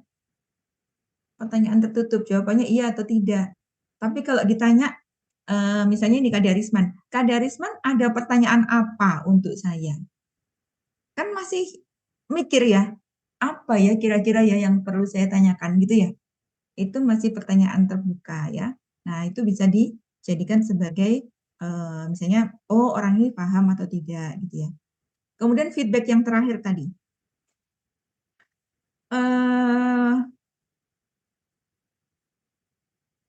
Gimana caranya di video yang kedua tadi? Kalau kita mau memastikan orang yang kita ajak bicara atau pasien itu paham dengan apa yang kita sampaikan, boleh nggak misalnya bertanyanya seperti ini, Keisha misalnya, Keisha untuk memastikan bahwa Keisha paham apa yang saya sampaikan, bisa Keisha mengulang kembali?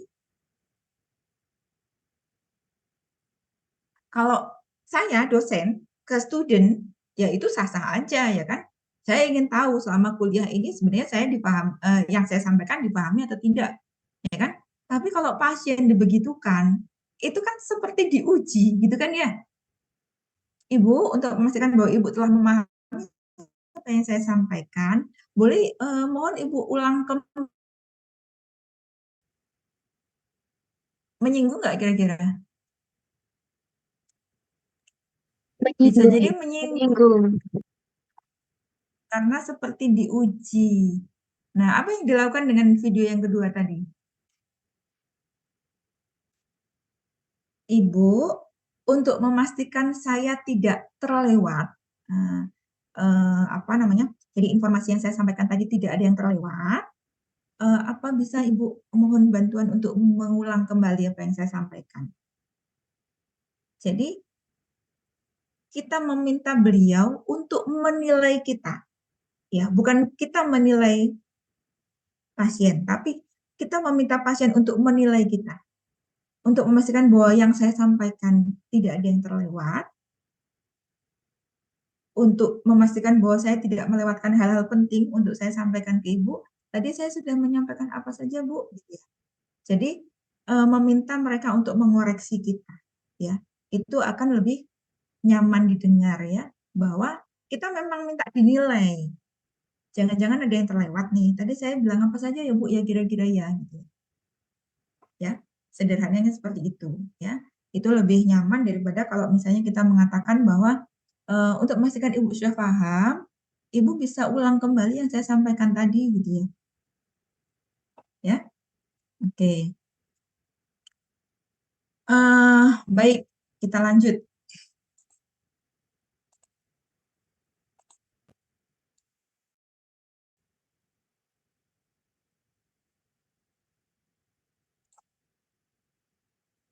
Oke, baik.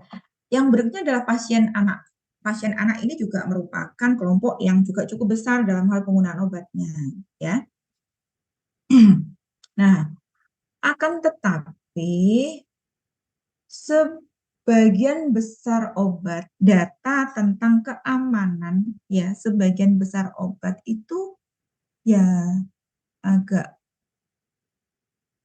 untuk anak-anak ya. Maksudnya begini, obat itu pada saat dikembangkan ya, dikembangkan itu artinya pada saat melakukan pengujian-pengujian terhadap efektivitas, melakukan pengujian-pengujian terhadap keamanan, kan mereka tidak pernah dan tidak diperbolehkan menggunakan subjek anak sebagai subjek uji coba, ya kan?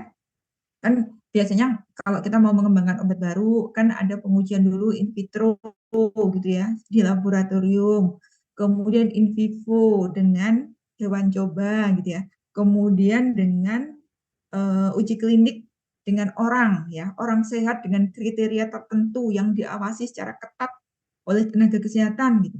Dan tidak pernah ada anak-anak yang diperbolehkan untuk menjadi subjek penelitian. Ya, sehingga data keamanan obat untuk anak itu bisa jadi tidak ada ya, sangat kurang data keamanannya. Sedangkan anak-anak ini kadang-kadang fungsi-fungsi fisiologisnya juga belum sempurna gitu ya. Nah, sehingga respon anak terhadap obat ini bisa jadi tidak sama dengan respon orang dewasa terhadap obat ya. Nah, ada kalanya anak-anak ini pada usia tertentu itu sudah harus menggunakan obat terus-menerus ya. Misalnya apa? Anak-anak yang dari kecil itu mempunyai masalah dengan pankreas ya, dengan produksi insulinnya. Mungkin karena lahir dengan berat badan yang sangat besar gitu ya, sehingga dari kecil mereka harus mendapatkan suntikan insulin misalnya. Ya. Nah, atau misalnya anak-anak yang ada hipersensitif terhadap partikel-partikel debu, polen, dan seterusnya. Sehingga harus menggunakan inhaler untuk asma reliever misalnya, dari kecil misalnya. Nah, yang seperti ini kita perlu tahu kapan anak-anak tersebut bisa diberdayakan untuk menghandle pengobatannya sendiri. Ya, kalau di Indonesia memang barangkali anak-anak dengan kondisi seperti itu masih sangat didampingi oleh orang tua ya. Bahkan kadang-kadang sekolah pun masih ditunggui ya, karena dikhawatirkan terjadi sesuatu. Tapi kalau di negara-negara maju biasanya yang memang inhaler itu ya harus ada setiap saat di tasnya anak itu. Jangan sampai inhalernya ketinggalan di rumah, kemudian serangan asmanya terjadi di sekolah dan tidak ada obat yang bisa untuk merelief asmanya misalnya gitu. Nah, kapan sih anak-anak ini bisa menghandle obatnya sendiri? Misalnya gini, nggak usahlah misalnya insulin atau inhaler, sirup saja, sirup antibiotika yang harus digunakan sehari 3 kali misalnya. Sedangkan orang tuanya bekerja, sehingga kalau nggak ada yang meminumkan sirupnya. Nah, kira-kira pada usia berapa anak-anak ini bisa menuang sendiri, misalnya mengocok botolnya sampai dipastikan bahwa obatnya itu tercampur homogen, menuang, dan seterusnya. Nah, ada beberapa hal yang harus dipertimbangkan pada saat kita ingin empowering anak-anak itu untuk menghandle pengobatannya. Yang pertama adalah pertimbangan fisiologis, dan yang kedua adalah pertimbangan kognitifnya. Fisiologisnya ini ya kemampuannya secara fisik untuk menghandle obatnya. Misalnya inhaler, menekan kontainer atau alatnya, device-nya itu bersamaan dengan menghirup nafas misalnya. Kalau perlu harus disimulasikan di depan mereka dan mereka harus mensimulasikan di depan Anda bahwa mereka bisa melakukan itu dengan benar misalnya. Ya. Nah, presiden pada saat misalnya anak belum bisa diberdayakan untuk menghandle obatnya sendiri, maka tetap bahwa anak itu sebagai objek ya. Intinya gini, anak itu sakit misalnya dibawa orang tuanya ke dokter atau ke rumah sakit kemudian mendapatkan obat, kemudian Anda berikan obatnya tanpa ada pemahaman dari anak itu terkait sakit dan obatnya, di rumah dipaksa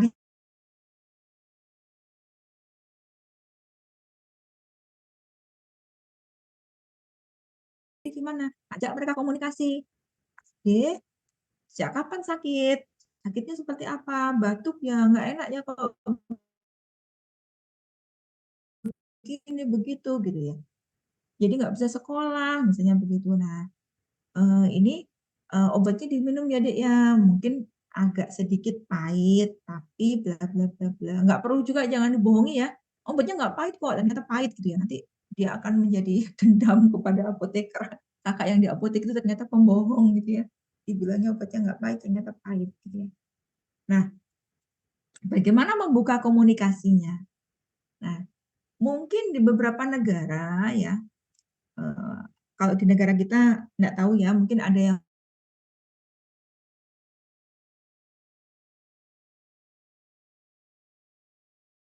bicara dengan orang asing.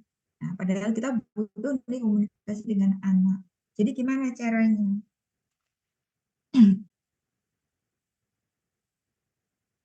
Izin dulu ke orang tuanya untuk berkomunikasi dengan anak di depan anak itu. Ibu, saya boleh ngobrol dengan adik, misalnya begitu ya. Nah, pada saat ibunya memberi izin kalian untuk berbicara, maka pintu sudah terbuka di situ. Anak itu akan berpikir, ibu saya mengizinkan saya bicara dengan orang ini, berarti saya aman berbicara dengan orang ini gitu ya. Nah, itu kalau misalnya kita berada pada tempat atau kita bertemu dengan orang-orang yang konteksnya adalah bahwa anak-anak itu didoktrin untuk tidak berbicara dengan orang asing. Nah, kalau misalnya di Indonesia mungkin juga tidak sampai seketat itu ya, tapi kalau orang itu datang ke apotek bersama anaknya, intinya jangan sampai anak itu diabaikan ya kalau itu berkaitan dengan obatnya mereka. Jadi tetap dilibatkan dalam komunikasi sekalipun mungkin tidak terlalu dipahami ya.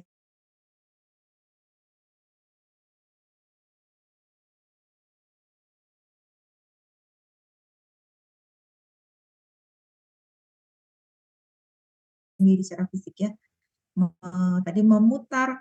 Ada obat sirup itu yang kalau diputar itu dia tidak bisa terbuka, tetapi harus ditekan dan diputar misalnya. Ditekan sambil diputar. Nah, seperti ini juga harus kita pastikan bahwa anak-anak itu bisa melakukan itu ya. Nah, ini adalah berkaitan dengan kognitifnya.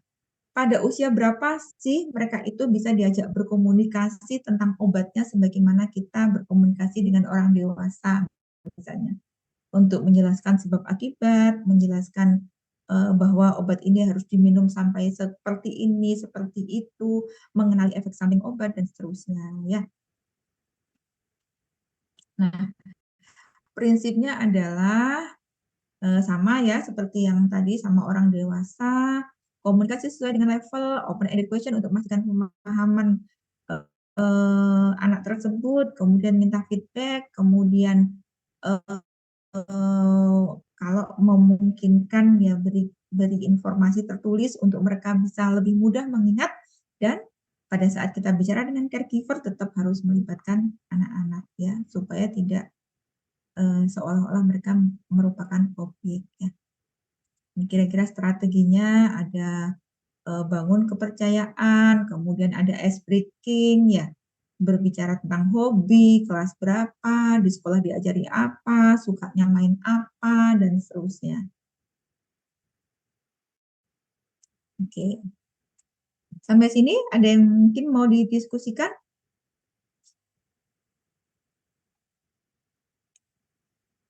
Baik, kalau tidak ada, yang berikutnya adalah pasien dengan disabilitas. Ini beberapa terminologi tentang difabel ya. Kemudian ini adalah data terkait beberapa kondisi ya atau disabilitas yang ada di Indonesia. Mungkin agak tidak update ya. Ini survei tahun 2015, hampir 10 tahun yang lalu. Tapi kurang lebih memang kondisinya ya masih tetap tidak berubah. Yang pertama, yang paling banyak adalah orang-orang dengan kesulitan melihat. Baik ini karena memang faktor kecacatan atau bisa jadi karena penuaan ya, misalnya katarak dan seterusnya. Kemudian yang berikutnya adalah kesulitan mendengar ya. Beberapa ini perlakuannya sama dengan waktu kita bicara tentang lansia tadi ya. Jadi berbicara berhadapan-hadapan dan seterusnya. Ya. Ini ada video lagi ya, barangkali bisa sambil dilihat.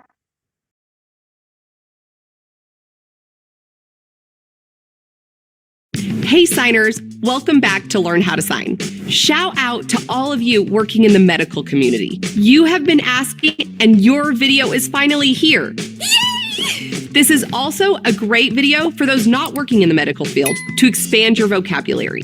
Now let's get started on learning how to sign medical signs.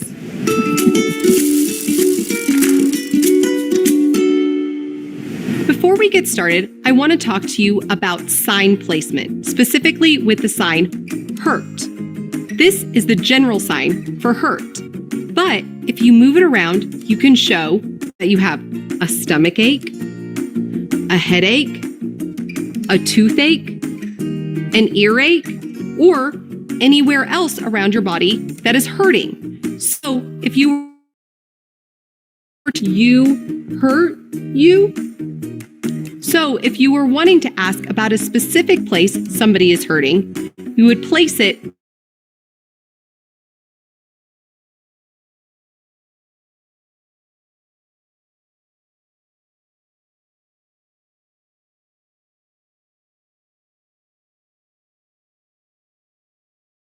to show somebody is taking a pulse.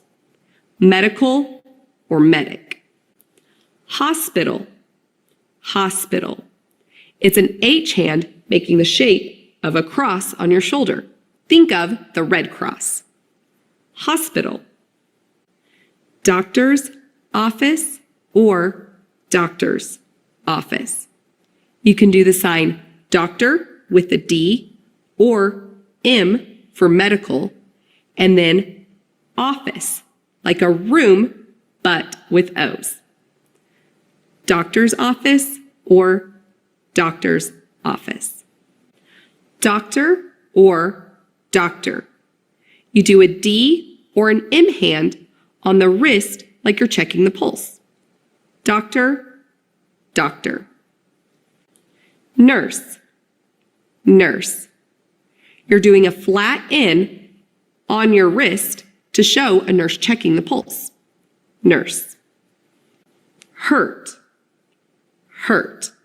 Now with hurt, you can move it anywhere on your body to show where there is an ache or a hurt. Hurt. Legs, legs. You're just using your index finger to reference to your legs. Legs. Feet, feet. You're just using your index fingers to point towards your feet. Feet. Head, head. Your dominant hand from your forehead to your chin to show your head. Head. Eyes, eyes. You use your index finger to point to both of your eyes. Eyes. Ears, ears. You're just tugging at your ears. Ears. Nose, nose. You just point to your nose. Nose. Mouth, mouth. You just use your index finger to circle the mouth. Mouth. Sore throat, sore throat. You have a G-shaped hand and you're moving it up and down on your throat with a really sad face. Sore throat. Are you all right? Or are you okay? Your hand is slicing through your non-dominant hand, and your eyebrows are up because we're asking a question.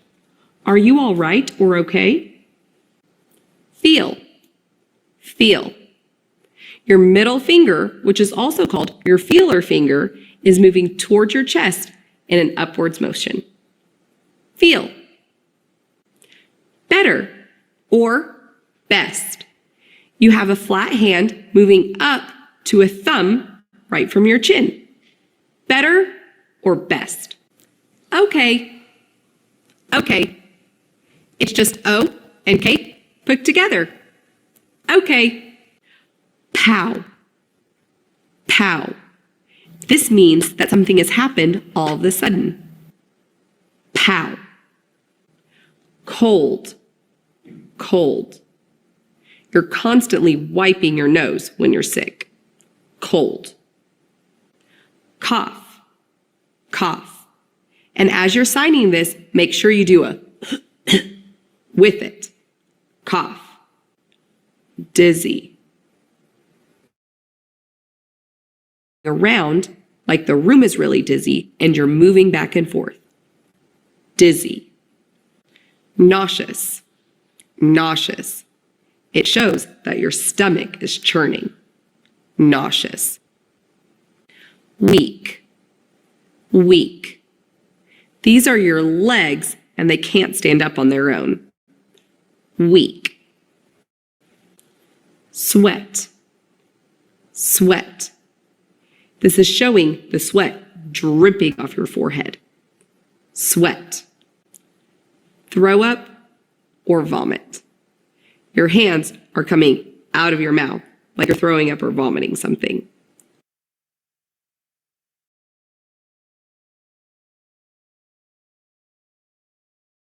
Throw up or vomit. Fever. Fever. Your non-dominant hand is flipped backwards on your forehead like you're checking for a fever. Fever. Temperature. Temperature.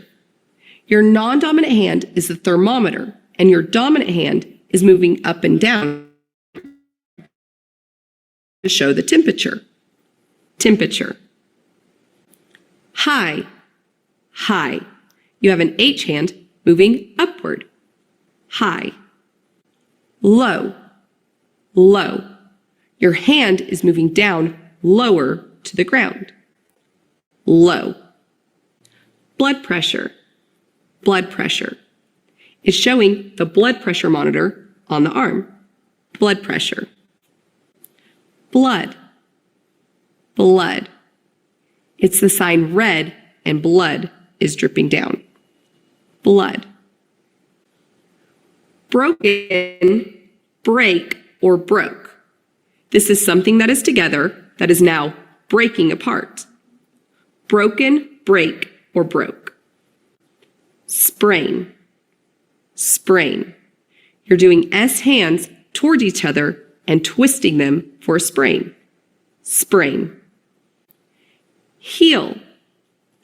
Heal. It's showing that your muscles are improving or getting better. Heal. Sneeze. Sneeze.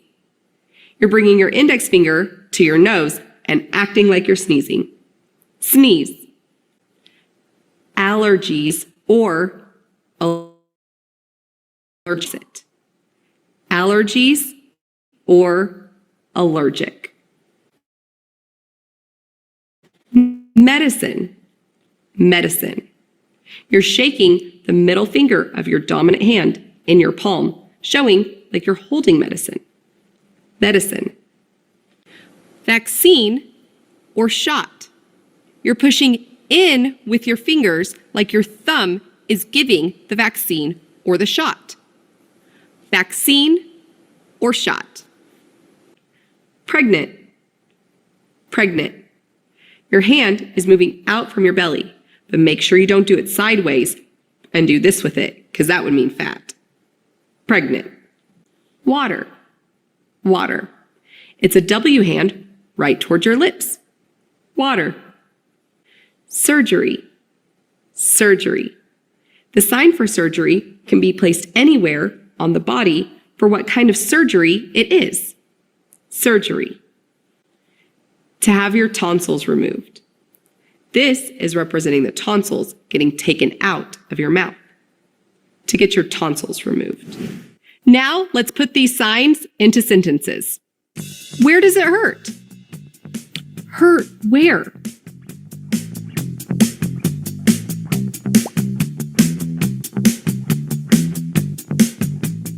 Are you allergic to any medications?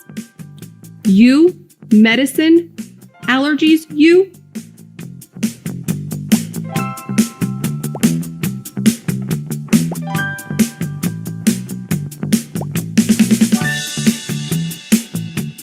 The doctor will be here soon. Soon, doctor, arrive.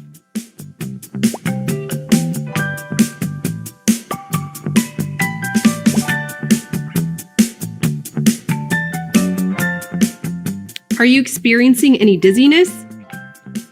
You experience dizziness, you?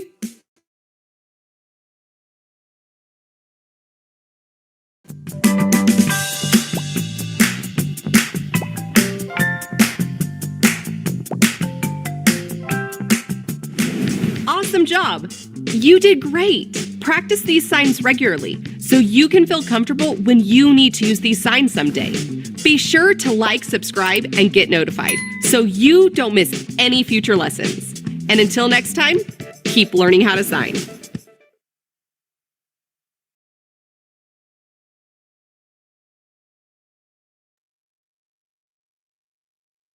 Oke. Tadi ini saya ambil videonya dari ASL ya, American Sign Language ya. Tentu saja berbeda dengan yang ada di Indonesia. Indonesia ini berlaku dua bahasa isyarat. Yang pertama itu Bisindo, yang satunya lagi Sibi. Bisindo ini lebih ke memang bahasa percakapan sehari-hari, mungkin agak mirip dengan ASL ini. Nah, kalau kita lihat dari tadi, ASL ini juga selain isyarat, mereka juga menggunakan karakter-karakter ya. Nah, karakter inilah yang mungkin beda ya. Jadi kalau dokter, medical obat ya, itu kan mereka diawali dengan huruf M sehingga menggunakan 3 jari ini untuk menunjukkan bahwa medical gitu ya, atau medik gitu ya. Sementara kalau kita kan nggak dokter ya dokter gitu ya, D gitu ya. Nah, bisa jadi memang menjadi agak sedikit berbeda. Tetapi untuk instruksi pengobatan dan lain kurang lebih sama ya, 3 kali sehari, pagi, siang, malam.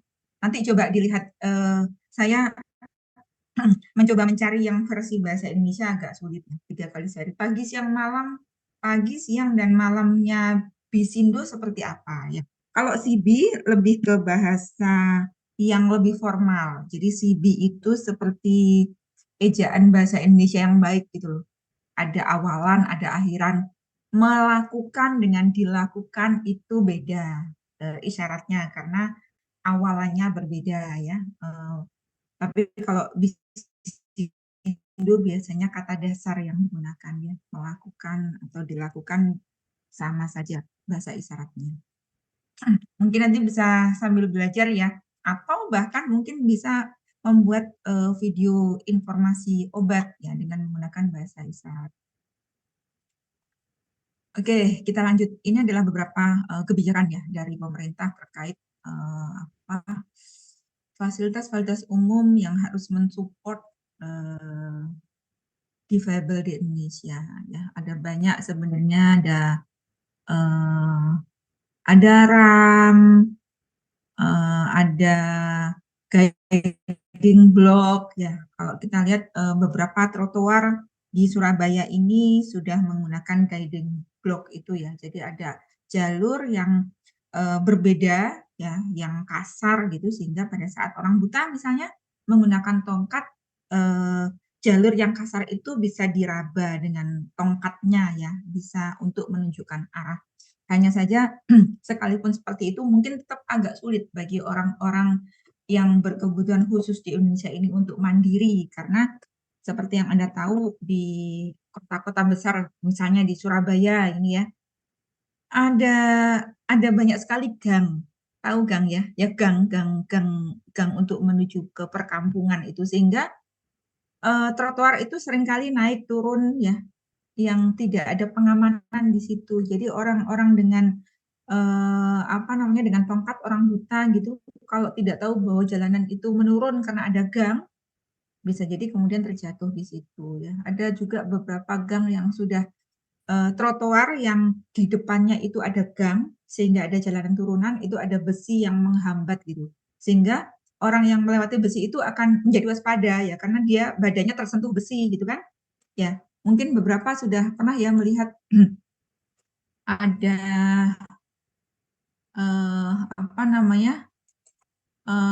gang gitu yang kemudian ada besi yang bentuknya gini ya.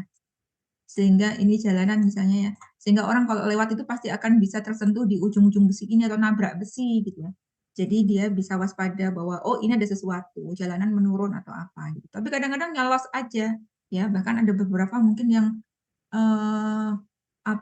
guiding block itu justru malah tidak dibelokkan pada saat di trotoar itu, misalnya ada pohon gitu ya dan seterusnya. Jadi memang fasilitas umum kita memang belum sepenuhnya mendukung untuk orang-orang seperti ini, orang-orang dengan yang mempunyai hambatan karena disabel ya, karena cacat.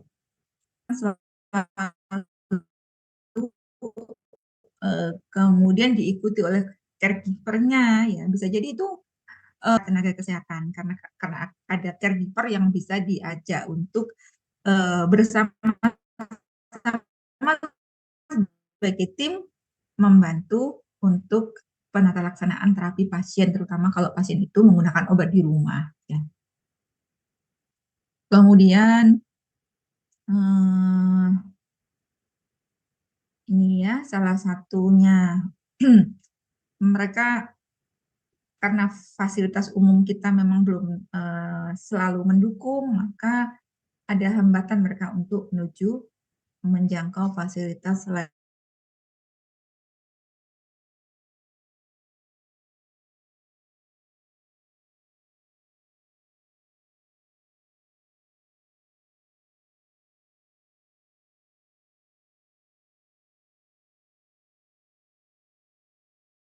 Membicarakan.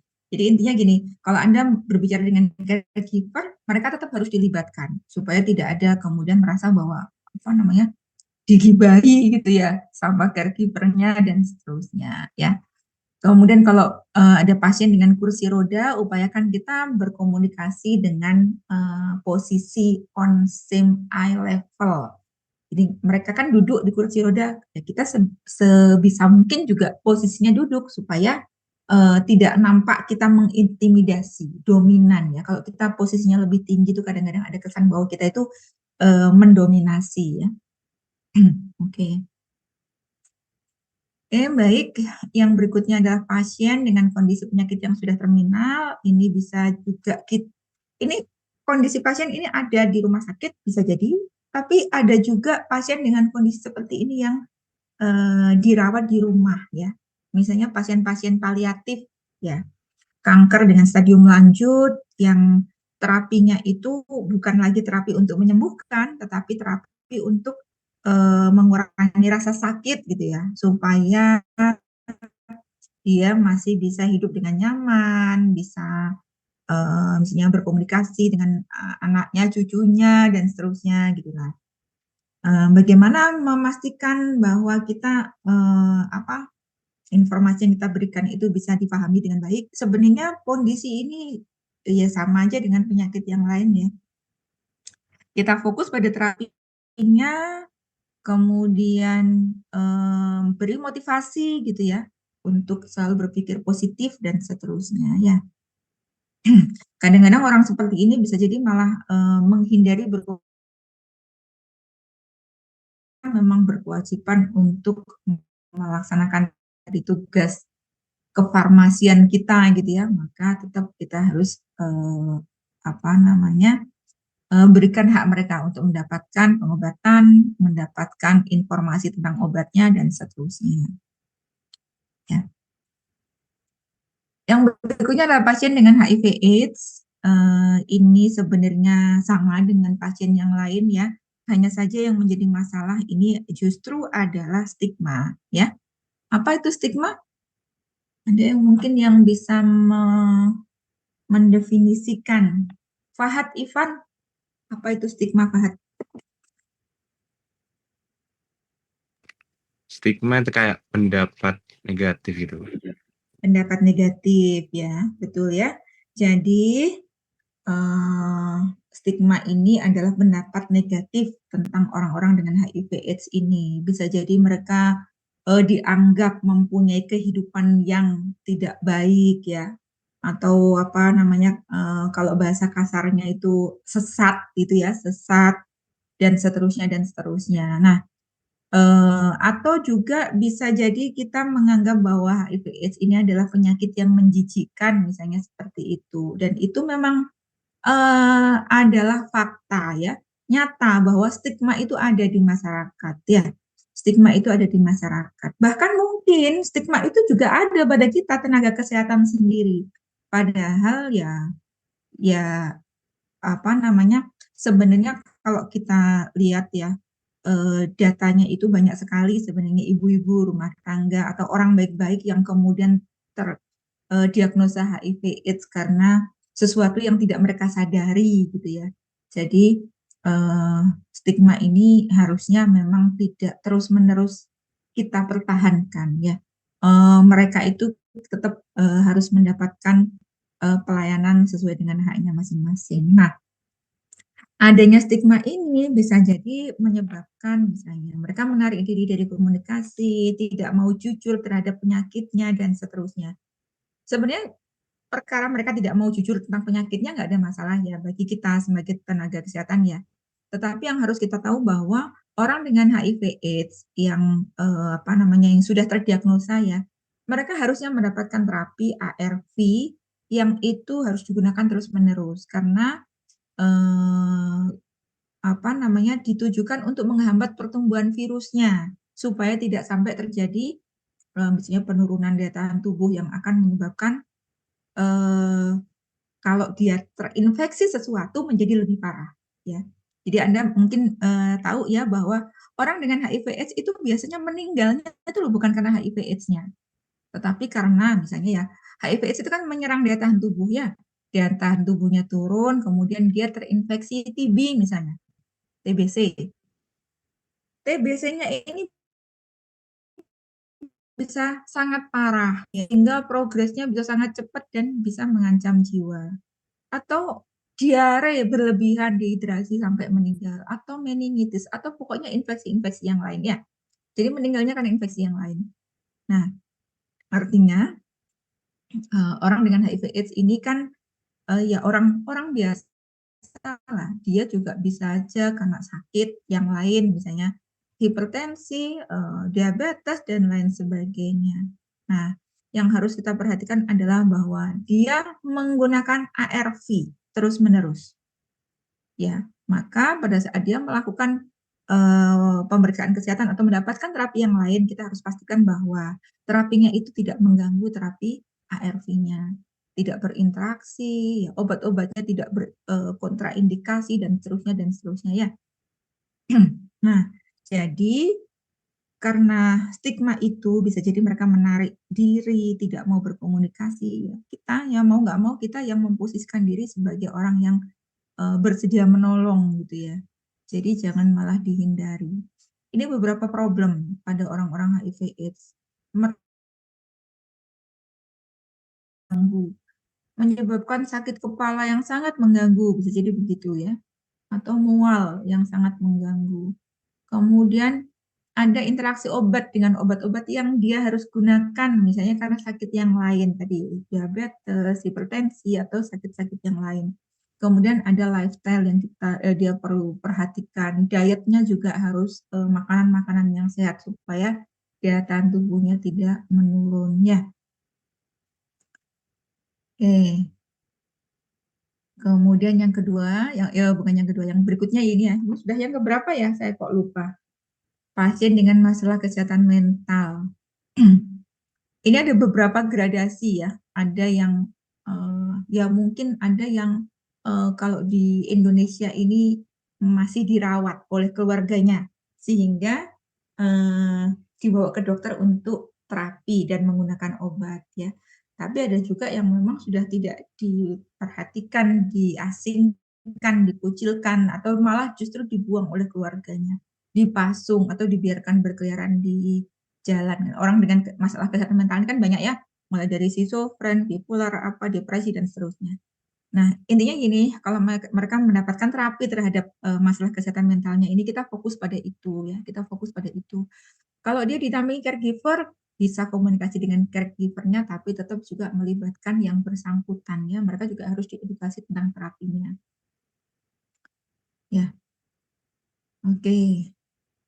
Kemudian kadang-kadang ya orang dengan masalah kesehatan mental ini bisa jadi kita harus mewaspadai berkaitan dengan penyalahgunaan obat ya. Artinya gini, pada saat tertentu ya berkaitan dengan depresinya atau sesuatu, ada kalanya ada keinginan untuk mengakhiri hidup misalnya. Nah, kadang-kadang mereka menggunakan obat yang sebenarnya obat itu digunakan untuk terapinya, tapi digunakan dalam jumlah yang berlebihan dan seterusnya, sehingga yang seperti ini harus memang diwaspadai ya. Oke.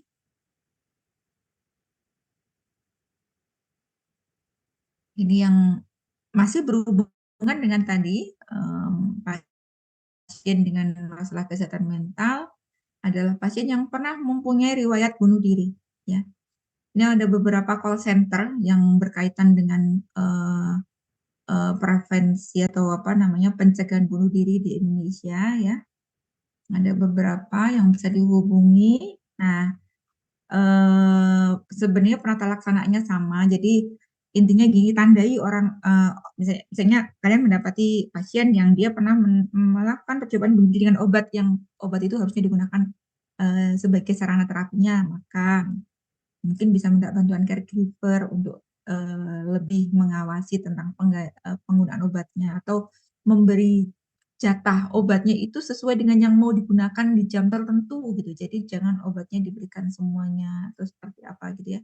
Dikomunikasikan dengan caregivernya. Ya. Ini beberapa hal fakta terkait beberapa kondisi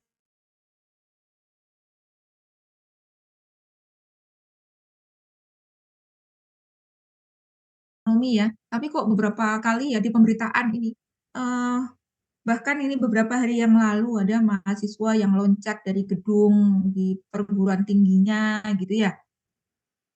Ini marak sekali akhir-akhir ini ya, kira-kira kenapa ini ya?